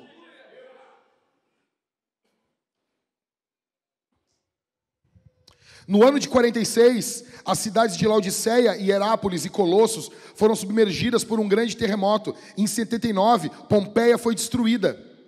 Agora olhe comigo os dados dos últimos séculos. De 1890 a 1930, nós tivemos 8 terremotos, medindo 6 graus na escala Richter. De 1930 a 1960, nós tivemos 18 terremotos dessa magnitude. De 1960 a 1979, nós tivemos 64 terremotos com essa magnitude. De 1980 a 1996, nós tivemos mais de 200 terremotos com essa medida da escala Richter, 6. Ou seja, cada vez aumenta mais o número desses terremotos. Em 1755, por volta de 60 mil pessoas morreram por causa de um terrível terremoto em Lisboa. Em 1906, um terremoto avassalador destruiu toda São Francisco, nos Estados Unidos. Em 1920, a província de Gansu, na China, foi arrasada por um terremoto. Em 1923, Tóquio foi destruída. Em 1960, o Chile foi abalado. Em 1970, Peru é abalado. No século XX, houve mais terremotos do que em toda a história da humanidade.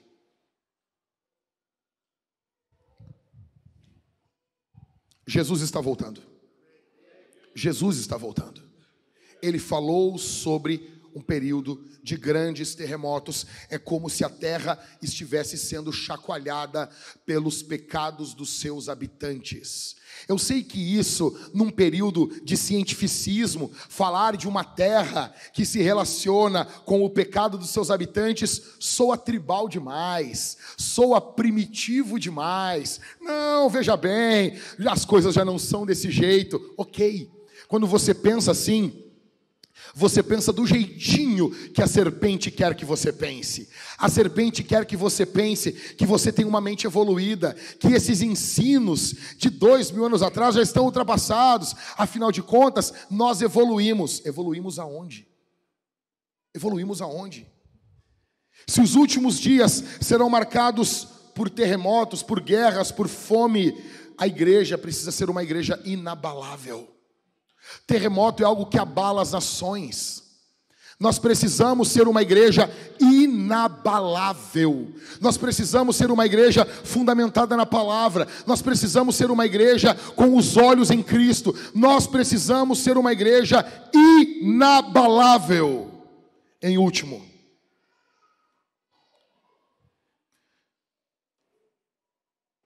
sinais assombrosos nos céus. Mateus 24, do verso 29 ao 31. Nota que Jesus está seguindo uma sequência. Logo em seguida, a tribulação daqueles dias, o sol escurecerá.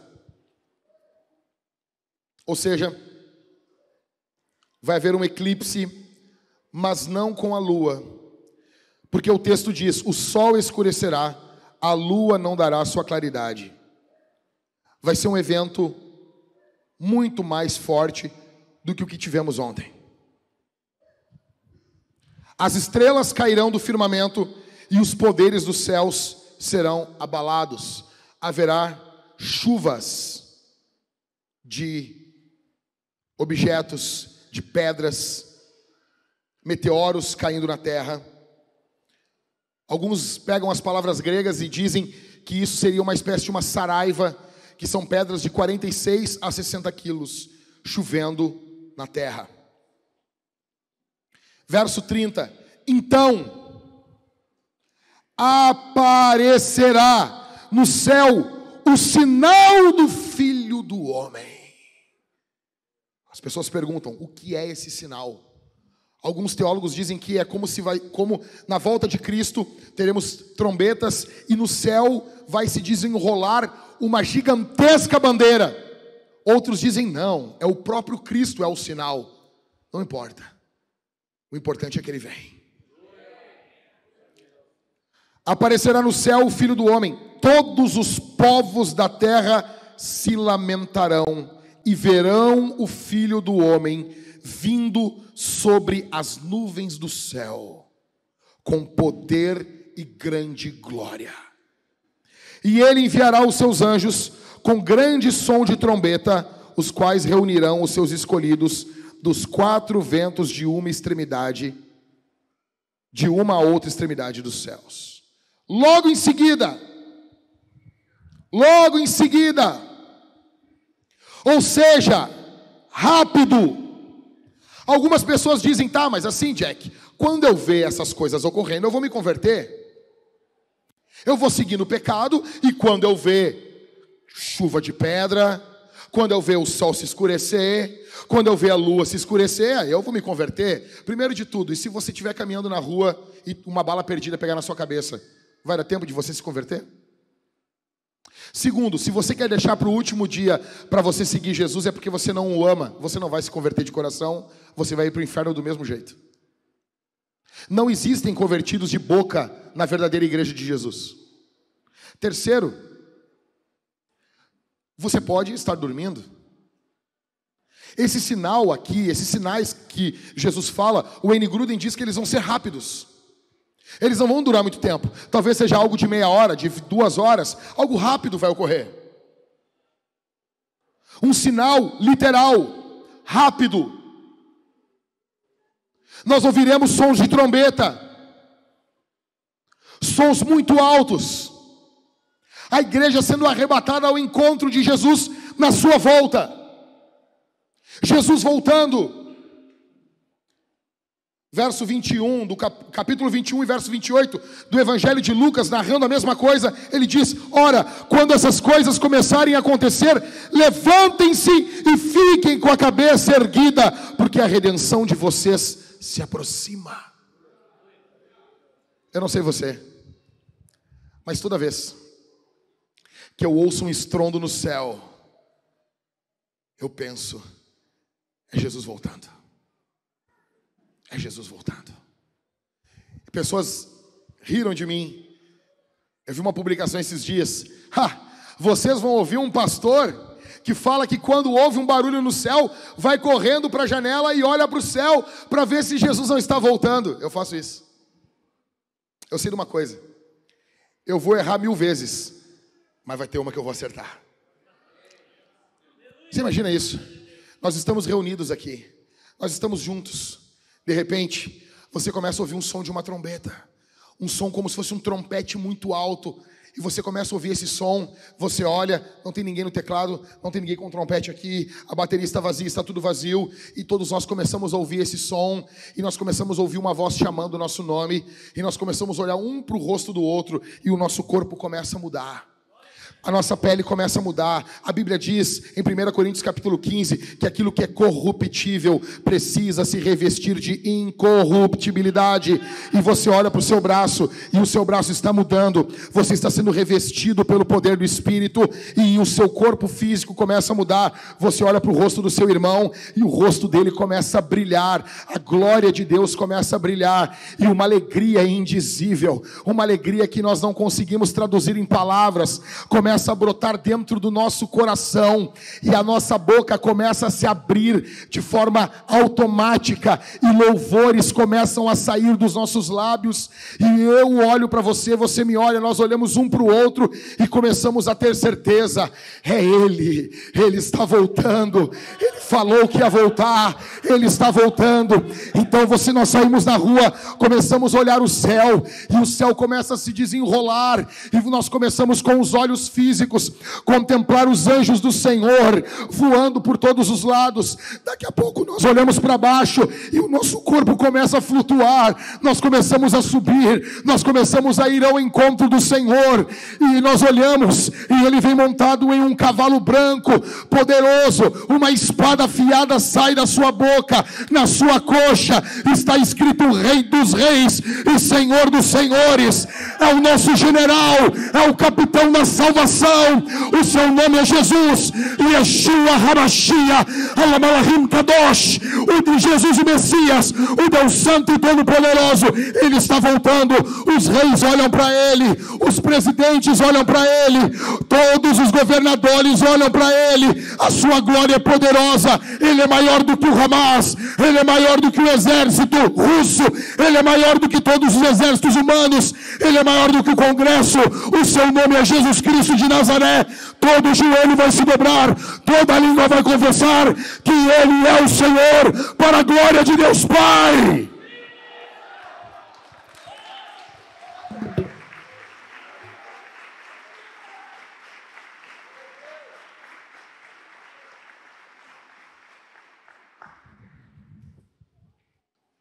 Se o sexto sinal é um sinal assombroso dos céus, a igreja do último tempo, da última hora, precisa ser uma igreja que tem os olhos voltados para as coisas celestiais.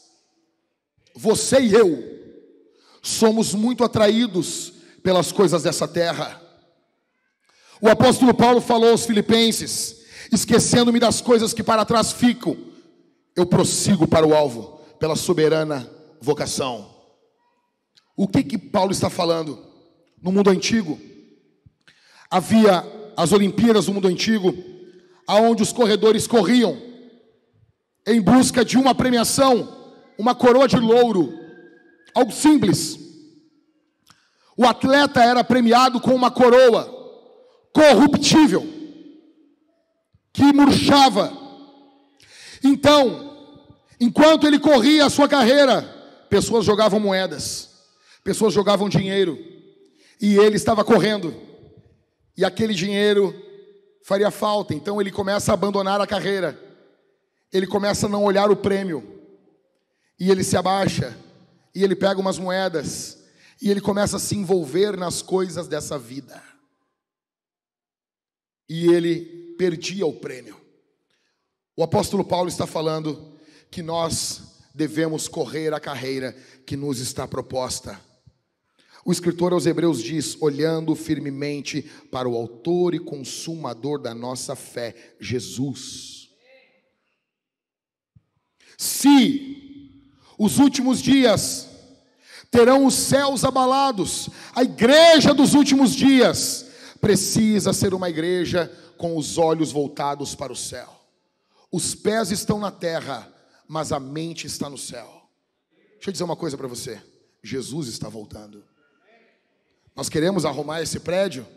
Se der tempo, nós faremos. Mas tem uma coisa mais importante do que esse prédio arrumado: Jesus está voltando. O pessoal das mídias sonha com um telão.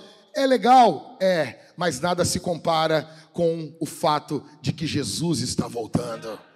Tudo isso aqui é bom, é legal nós cantarmos uma boa música em um bom ambiente, nós temos o ar-condicionado gelando aqui.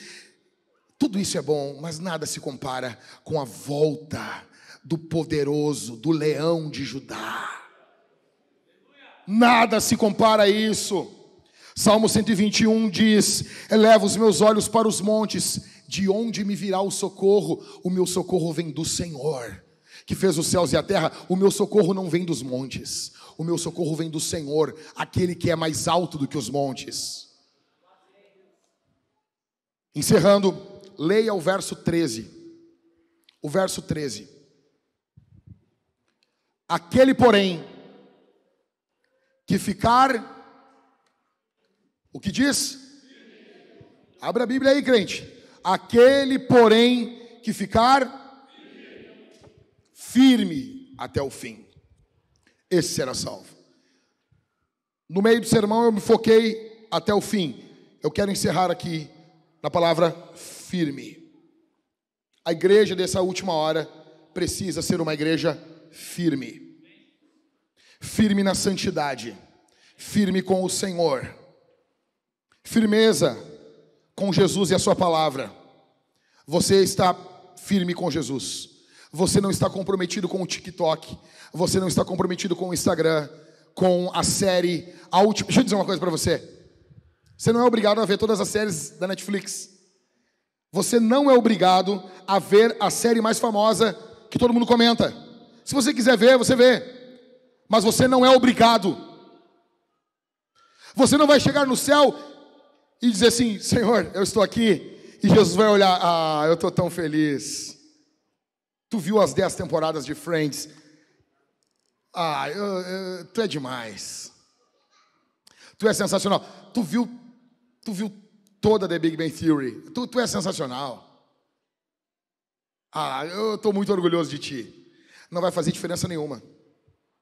Agora, se você lê a Bíblia, a Escritura, todos os dias, se você lê a palavra, se os seus filhos estão acostumados a manusear a Bíblia, a ouvir a Bíblia em casa, isso vai fazer toda a diferença naquele último dia. Em primeiro lugar, firme. Aquele que ficar firme, firme com Jesus, firme com a palavra. Em segundo, firme com a igreja. Nós não divorciamos Cristo da igreja. A igreja é o corpo de Cristo. Ah, eu quero Jesus e não quero a igreja. Assinado Satanás. O céu vai ser um lugar de culto da igreja. Se você não quer a igreja, você não deve ir para o céu. Ah, mas veja, pastor, de que igreja estamos falando? Da instituição ou do organismo? A igreja é uma instituição instituída por Cristo. Firmeza com o casamento. O teu primeiro alvo é tua esposa, o teu primeiro alvo é o teu marido. Você que é casado, solteiro, você que está aqui solteiro, não é para você, tá bom? Casado, você precisa firmar o seu casamento. Todo o caos da vida de um homem de Deus começa quando ele deixa o seu casamento de lado. O teu primeiro alvo é tua esposa. É a tua esposa. O teu primeiro alvo é o teu marido. Firmeza com os teus filhos. Nada substitui um pai presente. O mundo é mau, o mundo é cruel, mas um pai presente é alguém temido. Você quer que cuidem dos seus filhos, cuide você. Proteja os seus filhos, esteja presente, não terceirize a vida dos seus filhos. Vá com seus filhos no futebol, vá com seus filhos na praça, vá com seus filhos onde eles vão, esteja com seus filhos, ore no rosto deles, brinque com eles, esteja junto com eles, ensine a palavra para eles. Fique com os seus filhos. Eles não são uma distração do seu trabalho, eles são o seu trabalho. Entrevistaram um estuprador de crianças. Perguntaram: quem é que você atacava? Ele disse: quando eu notava que o pai era ausente ou era um homem fraco. Em quinto,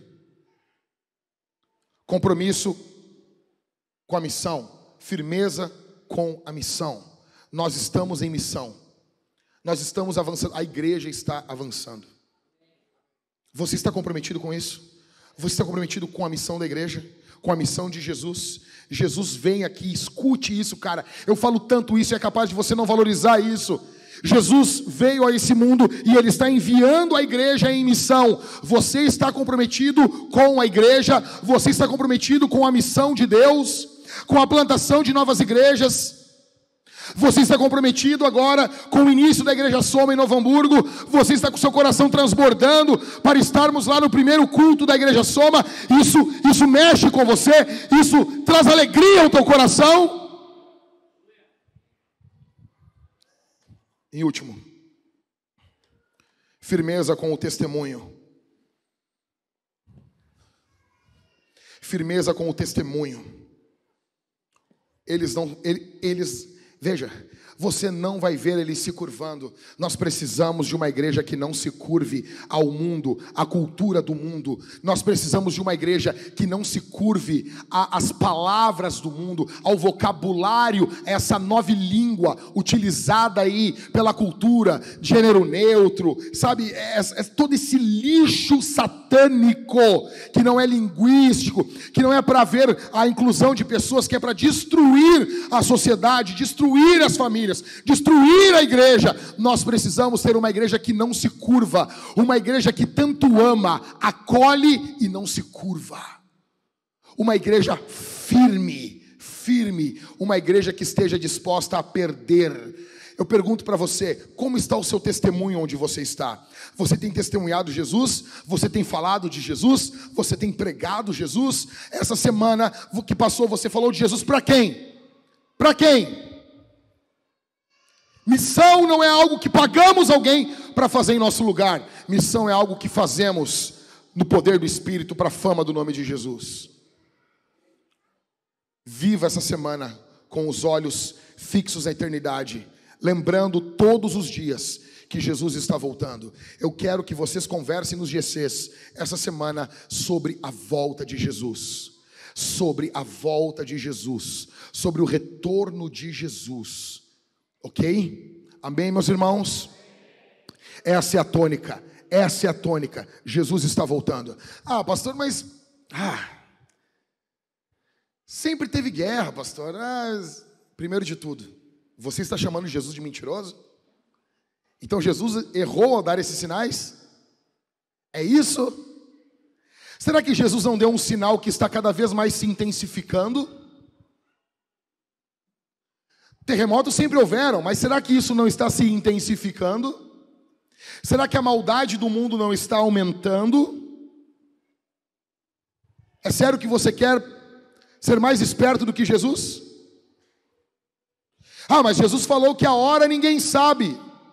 A hora e o dia não. Mas os sinais nós saberíamos. Nós não sabemos o exato momento, mas nós sabemos que se aproxima, que Jesus está muito mais perto de voltar hoje do que estava ontem. E cada vez que estoura uma guerra, pastor, nós vamos pegar e pensar nisso? Sim.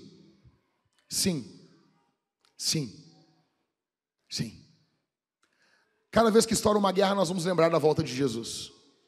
Se não estourar, nós vamos lembrar da volta de Jesus. Nós vamos olhar os sinais, sim. Nós vamos responder esse sermão de 3 formas. Primeira, nós vamos comer e beber do Senhor. Nós teremos 2 irmãos aqui. Eu creio que é aqui, né, backstage? Do lado de fora da caixa? Ali. Ok? Nós teremos 2 irmãos ali. E 2 irmãos aqui também, do outro lado. Você vai vir, vai pegar o pão, vai molhar no cálice bronze, que contém vinho. Se você não consome vinho, você mergulha no cálice dourado, que tem suco de uva. Você vai mergulhar o pão e você vai comer e beber do Senhor. Você está participando da carne e do sangue de Jesus. Faça isso em arrependimento. Escute isso aqui. Faça isso em arrependimento. Se arrependa dos seus pecados. Participe desse momento em arrependimento. Quem participa? Aqueles que estão em Cristo. Se você congrega em uma outra igreja, você é convidado a participar junto conosco. Se você não congrega em igreja nenhuma, não participe desse momento. Aceite Jesus, se batize primeiro. Em segundo lugar, nós vamos responder ao Senhor cantando. Nós queremos que Deus fala quando a palavra é pregada. Então nós vamos cantar a Jesus. O mundo está cantando aos seus ídolos. Nós vamos cantar ao nosso Cristo. Nós vamos louvar a Jesus. Quando escuta aqui, gente, quando a igreja canta, algo ocorre no mundo espiritual.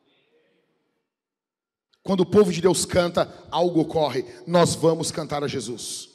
Em terceiro e último, nós vamos ofertar e dizimar ao Senhor. No fundo, ali, Nós temos 2 máquinas de cartão. 2 irmãos aqui. Uma irmã e um irmão. Você vai pegar o seu cartão de crédito ou débito, como você quiser chamar. E você vai ofertar e dizimar, para que a obra de Deus avance. Escuta isso aqui. A generosidade no Brasil, ela é uma generosidade que só ocorre na base da ameaça. Nós precisamos ser diferente. Nós precisamos ser uma igreja que entende o período que estamos vivendo e que queremos financiar a obra de Deus. É um privilégio que Deus nos dá, de estarmos casados com a obra de Deus. Nós vamos dizimar e ofertar. Nós temos também, dos 2 lados ali, um QR Code. Você pode chegar com o seu celular, abrir no aplicativo do banco e ofertar através, direto do seu aplicativo. Tem 2 QR Codes, um em cada lado do prédio. E também nós temos para aqueles que são antigos, para aqueles que são, assim, da minha época, você pode ofertar através de dinheiro físico. Nós temos 2 gasofilácios no fundo do prédio, que você pode ir ali. Mas escute, faça isso, não de forma solta. Faça isso em oração. Antes de você ofertar, antes de você entregar o seu dízimo, fale ao Senhor: eu estou vindo aqui em fé. Ocorre uma batalha, e eu quero que o teu nome seja engrandecido por intermédio de minha oferta, para que o teu reino avance, para que o teu reino prospere nesse mundo, em nome de Jesus. Amém? Feche os seus olhos, nós vamos orar. Depois que eu orar, a banda vai estar aqui em cima. Nós vamos cantar a Jesus. Pai, aqui está o teu povo, aqui está a tua igreja. Eu procurei ser fiel em tudo aquilo que o Senhor Deus colocou em meu coração. Eu procurei ser fiel a tudo aquilo que o Senhor Deus colocou no meu coração para comunicar ao teu povo. Eu peço, por favor, que o Senhor venha confirmar essa palavra. Que o Senhor confirme essa palavra, que haja confirmação do Senhor, que haja vida, que o teu Espírito confirme isso dentro dos corações, em nome de Jesus. Que tua glória, tua graça, teu poder comece a se manifestar agora na vida dos crentes. Que uma alegria indizível comece a brotar dentro dos corações. Divino Espírito, sopra aqui no nosso meio. Sopra aqui no nosso meio. Oh Deus, nós temos pessoas que ainda não sentiram a tua presença. Nós temos pessoas que não estão conectadas com o Senhor ainda. Nós temos pessoas que estão apenas esperando o tempo passar, para que elas possam ir para suas casas e voltar aos seus afazeres. Mas elas precisam ser queimadas pelo poder do teu Espírito. Mas elas precisam da unção do teu Espírito. Elas não podem sair daqui desse mesmo jeito. Ó Deus, aviva os corações. Ó Deus, aviva esses corações. Desce o teu Espírito aqui sobre nós, em nome de Jesus. Fecha os teus olhos, meus irmãos. Você que está aí no seu banco, levanta a tua mão, começa a orar, começa a pedir para que o Espírito Santo venha sobre você. Começa a pedir, não me espere que eu fique manivelando aqui em cima. Você precisa do poder do Espírito, você precisa da graça do Espírito, você precisa da unção do Espírito sobre você. Você não pode sair daqui do mesmo jeito. Em nome de Jesus, ore. Ore, ore.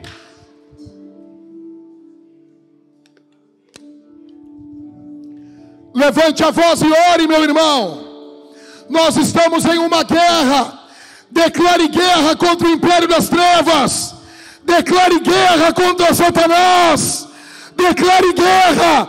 Ore, ore, ore.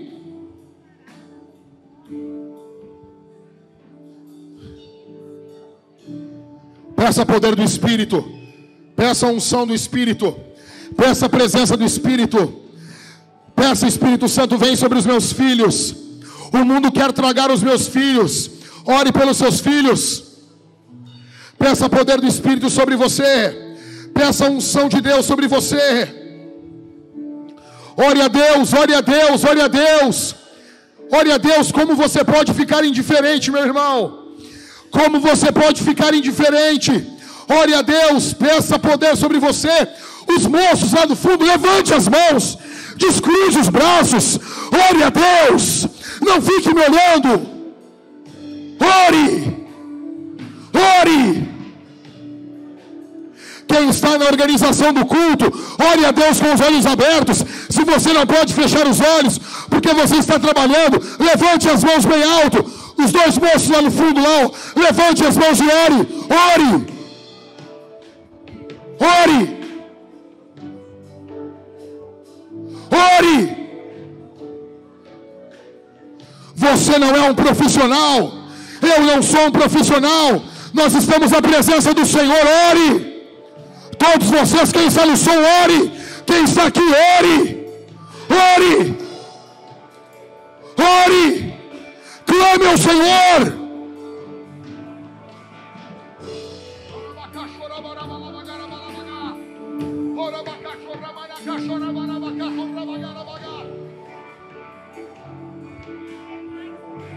Nós precisamos da tua presença, Senhor. Nós precisamos da tua presença, Senhor. Em nome de Jesus, em nome de Jesus, em nome de Jesus. O diabo quer acabar conosco, ele quer acabar com a nossa espiritualidade. Em nome de Jesus.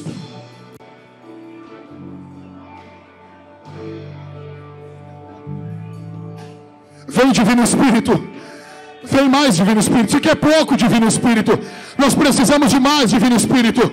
Nós precisamos de mais liberdade aqui, Divino Espírito. Nós precisamos de mais, Divino Espírito. De mais, de mais, de mais, de mais. De mais. Ore.